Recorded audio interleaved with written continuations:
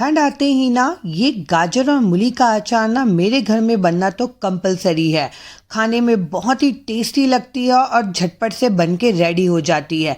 ना ही आपको धूप दिखाने का टेंशन, ना ही ये टेंशन कि आप इसे स्टोर करके रखेंगे तो ये खराब हो जाएगा। आप इसे साल भर भी स्टोर करके रखेंगे ना तो बिल्कुल खराब नहीं होगा। बहुत ही बढ़िया लगती है। आप इसे पूड़ी के साथ, पराठे के साथ, दाल चावल के साथ, जिसके साथ भी खाएंगे ना आपकी भूख ये बढ़ा देने वाली है। तो ना अभी बहुत बढ़िया लाल गाजर आ रहे हैं मार्केट में और फ्रेश मूली आ रही है। तो ये गाजर और मूली का जो अचार है ना आप ज़रूर ट्राई करिएगा। सबसे पहले ना यहाँ पे 2 मूली लिया है मैंने और उसे हम अच्छे से धो के छील लेंगे। और 2 यहाँ पे मैंने लिया है लाल वाले गाजर, और गाजर को भी क्या करेंगे ना अच्छे से धो लेना है यहाँ पे, और धोने के बाद ना इसे छील लेंगे। अब हमें क्या करना है ना, इसे रफली चॉप कर लेना है। यहाँ पे गाजर को भी यहाँ पे बड़े बड़े पीसेस में कट कर लीजिएगा, और मूली को भी हमें क्या करना है ना रफली यहाँ पे कट कर लेना है। तो इसे भी ना बड़े बड़े टुकड़ों में ही हमें यहाँ पे कट कर लेना है। देख सकते हैं आप मैं कितने बड़े कट कर रही हूँ, क्योंकि बेसिकली हमें इसे क्या करना है ना चॉपर में यहाँ पे हमें चॉप कर लेंगे ताकि बारीक बारीक हो जाए। अब हम क्या करेंगे, यहाँ पे 2 इंच अदरक लिया है। अदरक को भी ना अच्छे से छिल के धो लिया है मैंने, उसे भी रफली यहाँ पे कट कर लिया है। अब मैंने यहाँ पे लिया है 1/4 कप के जितना लहसुन।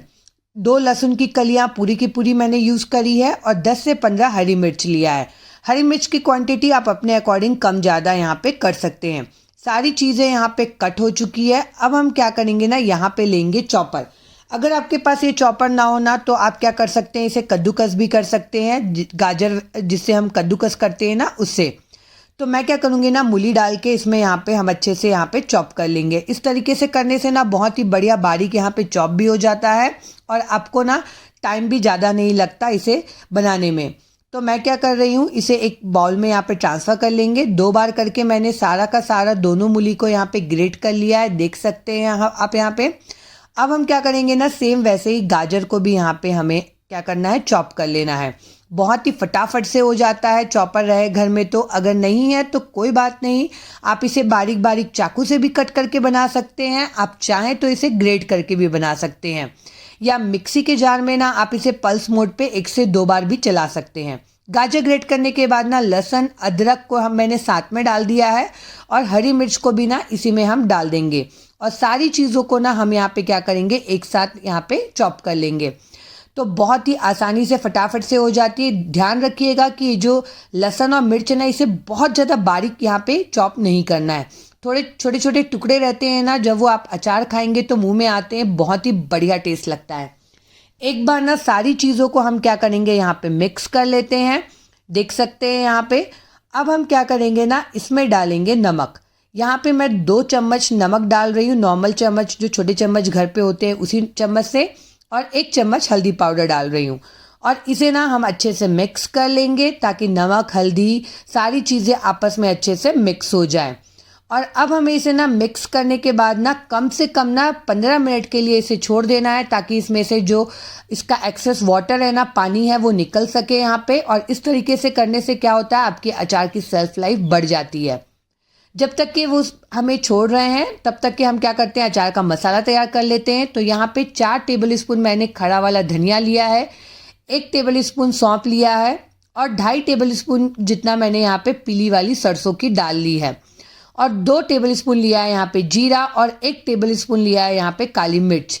सारी चीज़ों को ना हमें लो फ्लेम पे ना अच्छे से यहाँ पे ड्राई रोस्ट करना है। ध्यान रखिएगा मसाले यहाँ पे जलने नहीं चाहिए, अच्छे से रोस्ट होने चाहिए। जब ये इसमें से अच्छे से खुशबू आने लग जाएगी ना तो फ्लेम को ऑफ कर देंगे, और इसे ना हम अच्छे से ठंडा होने के लिए छोड़ देंगे। तब तक के देखिए इधर जो हमने गाजर मूली वगैरह को छोड़ा था ना नमक डाल के, वो भी अच्छे से यहाँ पे पानी इसमें से छूटने लग गया है, देख सकते हैं आप। इस तरीके से ना इसका पानी निकाल देने से क्या होता है ना, अचार जो है ना वो ख़राब नहीं होती है, और बहुत अच्छे लंबे समय तक के ना आपकी अचार की सेल्फ लाइफ रहेगी।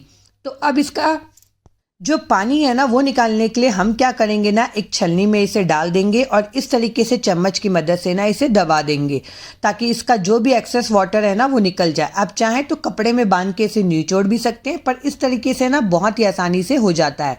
इसे 5 मिनट के लिए छोड़ देते हैं। तब तक के ना मैंने यहाँ पे 1/4 कप सरसों का तेल लिया है और इसे अच्छे से ना धुआं आते तक के हमें गर्म करना है और उसके बाद ना इसे थोड़ा सा नॉर्मल होने के लिए छोड़ देंगे।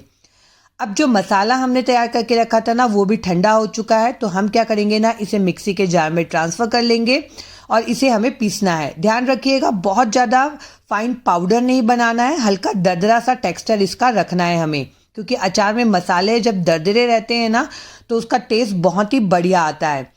आप देख सकते हैं कितनापन मैंने यहाँ पे इसे पीसा है। अब जो हमने गाजर और मूली रखा था ना पानी निकल जाए उसके लिए, तो उसका पानी पूरा निकल चुका है। देख सकते हैं आप ये अच्छे से यहाँ पे सूख चुका है, हल्का सा ड्राई जैसा टेक्सचर आपको दिख रहा होगा। और देखिए इसमें से कितना पानी निकला है, ये पानी को हमें यूज़ नहीं करना है। अब इसमें डाल देंगे तैयार किया हुआ मसाला सारा का सारा।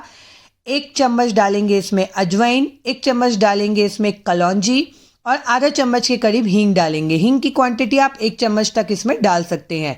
2 चम्मच डालेंगे कश्मीरी लाल मिर्च और 1 चम्मच डालेंगे इसमें नमक। नमक ना अचार में थोड़ा अच्छा डालिएगा, उससे अचार ना खराब नहीं होता है, आपका अचार लंबे समय तक के अच्छे से रहेगा। तो एक बार क्या कर लेंगे, ये सारी चीज़ों को ना हमें अच्छे से मिक्स कर लेना है ताकि मसाले वगैरह सब आपस में ना अच्छे से मिक्स हो जाए। आप देख सकते हैं इसका कलर टेक्सचर कितना बढ़िया दिख रहा है अभी से यहाँ पे। अब हम क्या करेंगे ना, हमारा जो सरसों का तेल है ना वो गरम गरम ही इसमें डालना है, बहुत ज़्यादा खौलता हुआ नहीं, पर इतना डालना है कि वो गरम रहे और इसे हम कर लेंगे अच्छे से मिक्स यहाँ पे। अब अगर आपको ये अचार को साल भर स्टोर करके रखना है ना तो इसमें 1/4 कप आप तेल और डालिएगा ऊपर से। अब इसमें डाल देंगे 1 चम्मच के करीब विनेगर। विनेगर डालने से ना अचार बिल्कुल भी ख़राब नहीं होता है और टेस्ट भी बहुत बढ़िया आता है। विनेगर डालने के बाद इसे मिक्स कर लेंगे अच्छे से। देख सकते हैं इसका कलर टेक्सचर कितना बढ़िया दिख रहा है और यकीन मानिए खाने में इसका टेस्ट जो आता है ना एकदम गजब का आता है।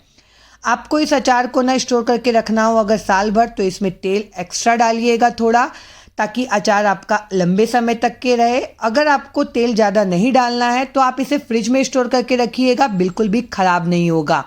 तो ये गाजर मूली का इंस्टेंट अचार आप ज़रूर ट्राई करिएगा। ट्राई करते हैं तो मुझे कमेंट करके बताइएगा कि आपको ये रेसिपी कैसी लगी। आपको मेरी रेसिपीज़ अच्छी लगती है तो प्लीज़ मेरे चैनल को लाइक करिए, सब्सक्राइब करिए। बाय।